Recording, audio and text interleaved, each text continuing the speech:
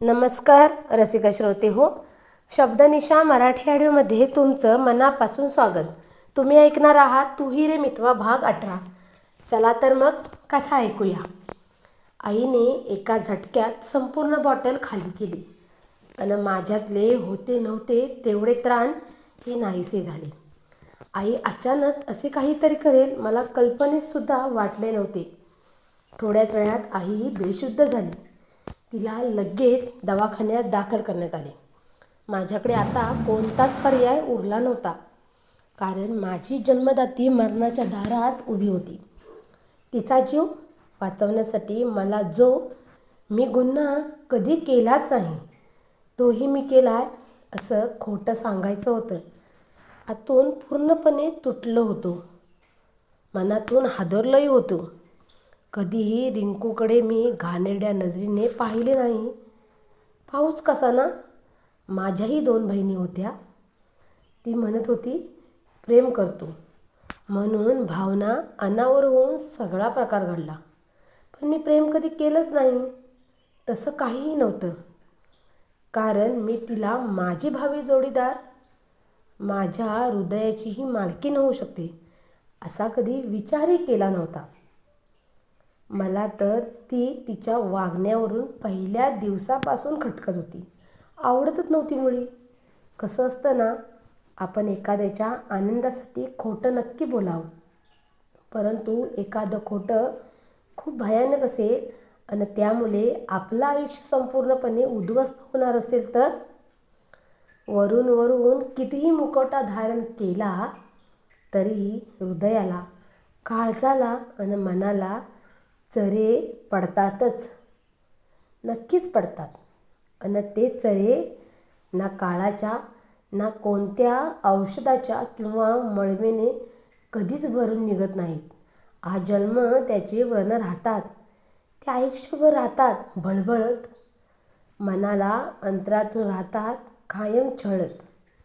आपण जाणकार असतानाही स्वतःचे आयुष्याला स्वतःच्या हाताने एखाद्या धगधगत्या ज्वाळात ढकलून देणे महापापच ना. स्वतःच्या अस्तित्वावर कळंक लावून घेणे कोणालाच कधी जमत नाही, किंवा कोणीही असा मूर्खपणा कधी करणारसुद्धा नाही. परंतु माझ्या आईच्या खातर मी तो करणार होतो, म्हणजे केलंच आहे. त्यामुळे आयुष्य मला कुठून कुठे घेऊन गेले ते मलासुद्धा कळले नाही. प्रवाहासोबत फक्त मी भरकटत राहिलो. दुसऱ्या दिवशी सकाळी मला कोर्टात हजर करण्यात आले. बाबा धावत माझ्या पुढ्यात आले आणि मला म्हणाले, वंश बेटा, जसं काल सांगितलं आहे अगदी तसंच बोल. त्यात काहीच फरक पडता कामा नये. ध्यानात असू दे तुझ्या. मी फक्त मान हलवली. थोड्याच वेळात कोर्टाचे कामकाज सुरू झाले. मी एकदा समोर पाहिलं. रिंकू, मिसेस आणि मिस्टर देसाई यांच्या चेहऱ्यावर एक गूढ रहस्यमय हास्य पसरले होते. ते मी पाहू शकत होतो. मी त्यांच्याकडे दुर्लक्ष केलं आणि शांतपणे उभा राहिलो. आरोपीच्या पिंजऱ्यात विरुद्ध वकिलाने जसे प्रश्न विचारले तसे मी बोलायला लागलो. हा मात्र बोलताना बाबा मला नजरेनेच खुणावत होते. मला जसं सांगण्यात आले होते तसाच मी बोलत होतो, कठपुतलीप्रमाणे, जणू खोकमपट्टी केल्यागत. मग वकिलाने त्यावर रिंकूचे मत विचारले आणि ती पटकन बोलली, वंश माझ्याशी लग्न करायला तयार असेल तर मी माझे सगळे आरोप मागे घेईन. मी असेच सांगेन जे आम्हा दोघांच्यात झाले ते एकमेकांच्या परवानगीने झाले. माझे सगळे आरोप मागे घेत आहे. ह्यामुळे वंशची सुटका व्हावी. तिच्या अशा बोलण्यावर कोणीच ऑब्जेक्शन घेतलं नाही. कोणीतरी असा विचार करायला हवा होता ना, ज्याने ह्या मुलीवर बलात्कार केला त्याच मुलाशी ही मुलगी कसं काय लग्न करू शकते. बलात्कार होणे म्हणजे नुसते शरीरावर घाव होणे नसते, तर तो आघात असतो. एका मुलीच्या मनावर झालेल्या त्या मुलीचं नॉर्मल जगणं त्या मुली हिरावलेलं असतं. तिच्या वेदना, तिची यातना, तिची घालमेल, मनात सुरू असलेली उलाढाल तिला अंतर्मनातून तोडत असते. तो वाईट प्रसंग ती जीवनभर कदापि विसरू शकत नसते. तिच्या मनावरचे घाव कधीच मिटणारे नसतात. आणि इथे ही मुलगी चक्क त्याच मुलासोबत लग्न करायला तयार झाली होती. मग ही मुलगी त्या मुलाला आयुष्यभर कशी सहन करू शकते ना? शक्य आहे का? नाहीच ना. या मुलीच्या आरोपात काही तथ्य आहे का की हिने लावलेले सगळे आरोप खोटे आहेत? ह्यात तिचा काहीतरी स्वार्थ आहे. माझ्या चेहऱ्याकडे पाहून कोणालाच वाटत नव्हतं की मी निर्दोष असेन. मी निर्दोष होतो हे माझे डोळेच सांगत होते. फक्त ते कोणाला वाचता येत नव्हते. परंतु माझे मन पडतरायला कोणाला वेळसुद्धा नव्हता. किंवा कोणीच ही मुलगी कशी तयार होऊ शकते असा विचारही करू शकत नव्हता. आणि हीच मोठी शोकांकिता होती जी माझ्या आयुष्याला फरफडत नेत होती. तिचं म्हणणं ऐकून घेतल्यावर न्यायाधीशांनी आपला निर्णय मात्र दिला. आणि मग माझ्या हातातल्या बेड्या काढण्यात आल्या होत्या. त्या क्षणी बाबांनी येऊन मला घट्ट मिठी मारली.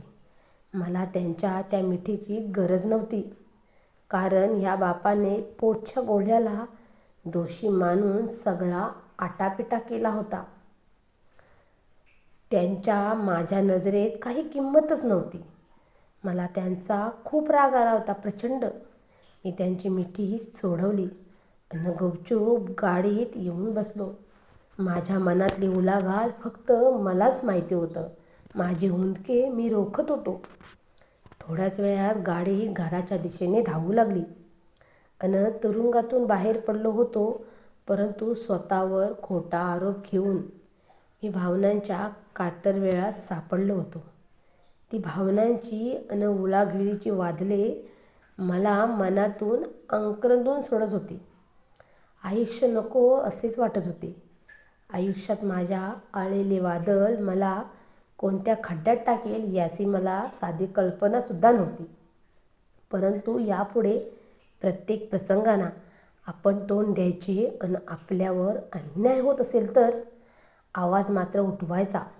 जर आपला आवाज दाबून टाकला गेला तर आपण तिथून कायमचे पळून जायचे आणि आपले एक वेगळे विश्व तयार करायचे. असे मी ठरवले, ज्या विश्वात फक्त मी असेन आणि माझा भावनांचा विस्तार असेल. परंतु तरीही मनातल्या भावना अनावर होत होत्या. माझ्याही नकळत माझ्या डोळ्यातून अश्रू ओघळून गालावर येतच होते.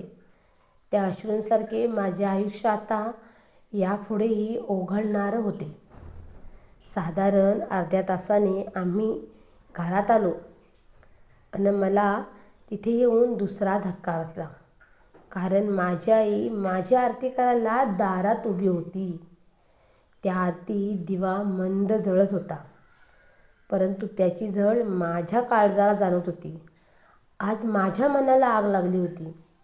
जी आई मरणाच्या दारात उभी होती, तिच्यासाठी मी सगळा आलोप माझ्या माथ्यावर ओढून घेतला होता. ती चक्क धडधाकट माझ्या पुढ्यात उभी होती. मला अनेक प्रश्न पडले होते. मला काहीच कळत नव्हते. मी कुंकुमटिळक न लावून घेता तडप घरात आलो आणि आजोबांच्या रूममध्ये धावत गेलो. मनातल्या प्रश्नांनी भावना सैरभर झाल्या होत्या. हरवलो होतो स्वतःच्यात मी, काहीच कळत नव्हते. आजोबा बेडवर आडवे पडले होते. माझ्याबद्दलची गोष्ट कळल्यानंतर त्यांना हार्ट अटॅक आला येऊन पक्षाघात झाला होता.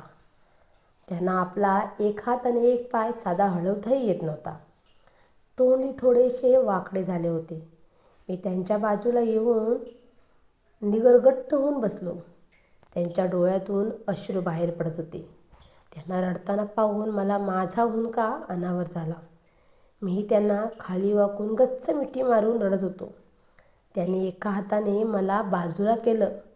माझे अश्रू थरथर त्या हाताने पुसले आणि मला म्हणाले, वंशा, बेटा, इथे सगळी संभ्रमित झाले आहेत. भासात जगत आहेत.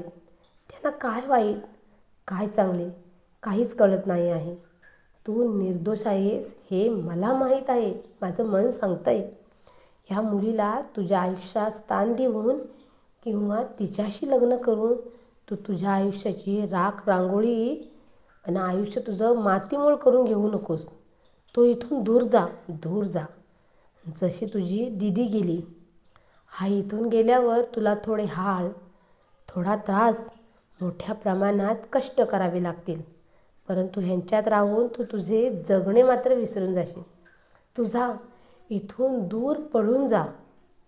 ह्या कुंपणात राहण्यापेक्षा, ह्या पिंजऱ्यात राहण्यापेक्षा दूर पळून जा. जाशील ना वंशा? दूर जा, दूर जा रे, दूर जा, दूर जा. आजोबांनी बोलता बोलता माझ्या हातात आपले प्राण सोडले होते. मला आता कळले होते, मला समजून घेणारी फक्त आणि फक्त माझ्या आजोबा होते. माझ्या यातना, दुःख, वेदना त्यांच्या काळजाला चरे पाडत होते.